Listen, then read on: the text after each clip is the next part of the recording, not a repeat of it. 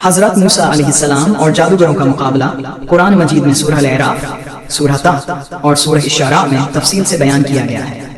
یہ واقعہ فرعون کے دربار میں پیش آیا، جہاں فرعون نے اپنے جادوگروں کو بلایا تاکہ وہ حضرت موسیٰ علیہ السلام کے معجزے کا مقابلہ کر سکے۔ واقعہ کی تفصیل: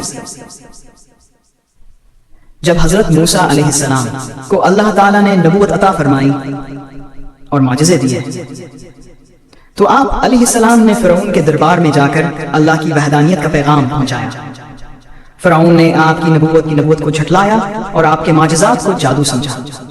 اس نے اپنی سلطنت کے ماہر جادوگروں کو بلا کر حضرت موسیٰ سے مقابلہ کرنے کا فیصلہ کیا۔ فرعون نے ایک بڑے دن، جسے یوم الزینی کہا جاتا ہے، حضرت موسیٰ علیہ السلام اور جادوگروں کے درمیان مقابلہ منعقد کروایا۔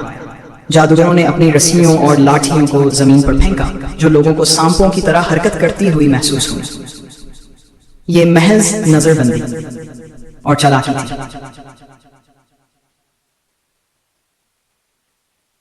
حضرت موسیٰ علیہ السلام کا معجزہ: اللہ کے حکم سے حضرت موسیٰ علیہ السلام نے اپنی لاٹھی زمین پر ڈالی جو ایک عظیم سانپ میں بدل گئی اور جادوگروں کی ساری رسیاں اور لاٹھیاں نگل گئی۔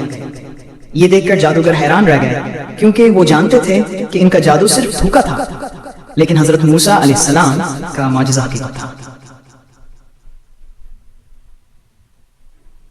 جادوگروں کا ایمان لان جب جادوگروں نے حقیقت کو پہچان لیا تو وہ فوراً سجدے میں گر گیا۔ ہم ایمان لائے رب العالمین پر جو موسیٰ اور ہارون کا رب ہے۔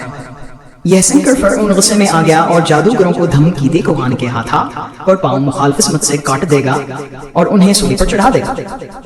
مگر جادوگروں نے کہا کہ میں اس عذاب کی پرواہ نہیں، کیونکہ ہم نے حق کو پا لیا ہے اور اب ہم اللہ کے حضور سچ کر چکے ہیں۔